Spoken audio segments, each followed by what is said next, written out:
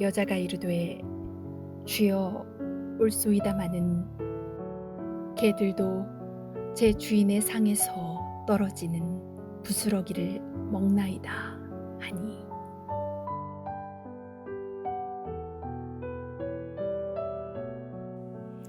귀신 들린 딸을 둔 가나안 여인은 예수님의 박대에도 절망하지 않고 계속 간구하였습니다.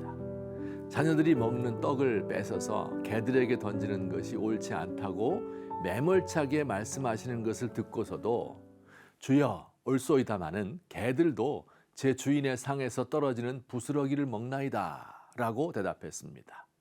절박함에서 나온 지혜로운 답입니다. 예수님은 그의 지혜로운 말을 듣고 감탄하였습니다. 절박함, 여기서 진정한 지혜가 나옵니다. 자신이 가지고 있는 모든 지식과 경험을 총동원하여 하나님을 감동시킵니다. 절박함 가운데 예수님께 나아온 지혜로운 사람들을 보십시다. 혈루증 걸린 여인은 예수님의 뒤에 가서 그의 옷깃을 만졌습니다. 키가 작은 삭개오는 예수님을 만나기 위하여 돌 무화과 나무 위로 올라갔습니다. 어떤 부정한 여인은 예수님께 조용히 나와 눈물로 예수님의 발을 씻겼습니다. 아무것도 드릴 게 없어서 자신의 눈물과 머리털로 예수님의 발을 닦아드렸습니다. 얼마나 창의적이고 얼마나 지혜로운 방법입니까? 반면 제자들은 어떠했나요? 그들은 예수님 따라다니며 먹을 것도 해결되었고 사람들에게 인기와 명예도 얻었습니다. 사람들이 모두 제자들을 존경하고 좋아합니다. 제자들은 절박함을 잊고 안일에 빠져 있습니다. 사실 제자들은 지금 그렇게 편안하고 안일하게 있을 때가 아니었어요. 예수님께서 당신이 십자가 지실 것을 말씀하고 계시기 때문입니다. 자, 그런데 예수님은 왜 이 가나안 여인에게 이렇게 매몰차고 냉정하게 대하시는 것일까요?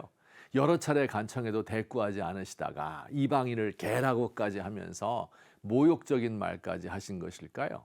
이 여인을 시험하기 위하여서 그의 믿음이 큰지 작은지 보시고 그를 북돋아 주기 위해서 그렇게 하셨을까요?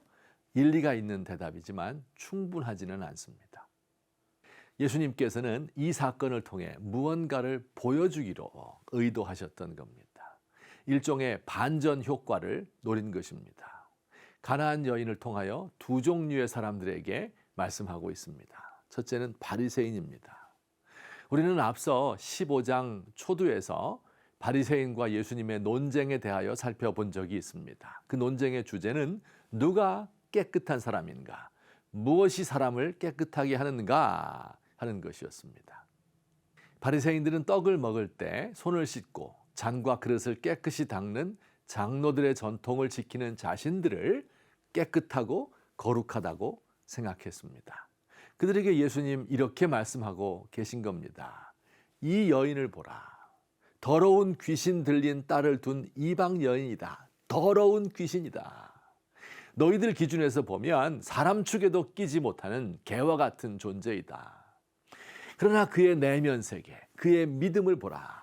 절망 중에도 소망을 잃지 않고 절박하고 간절한 마음으로 모든 창의를 성을 동원해서 지혜롭게 말하는 그녀야말로 하나님 나라에 합당한 거룩한 사람이 아니겠는가.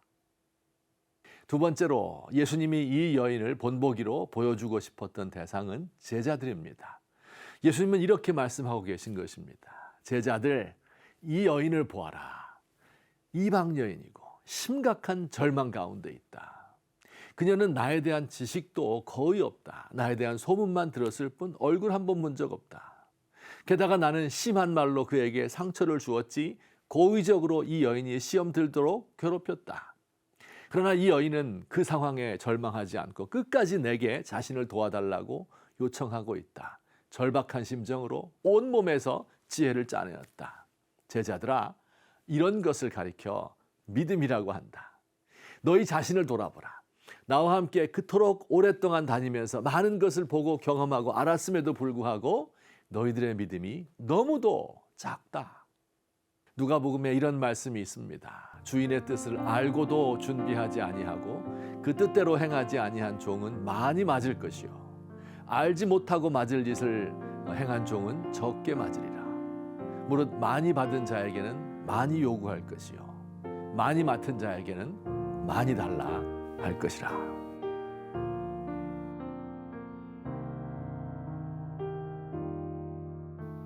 주께로부터 받은 것이 너무 많다 보니 그 은혜를 당연한 것으로 여겼습니다. 절박하고 간절하였던 과거를 잊고 안일한 삶에 푹 젖어 살고 있습니다. 저의 어리석음을 용서하여 주옵소서.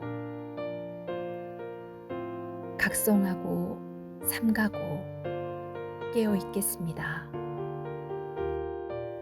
날마다 새롭게 주시는 주님의 은혜를 기다립니다.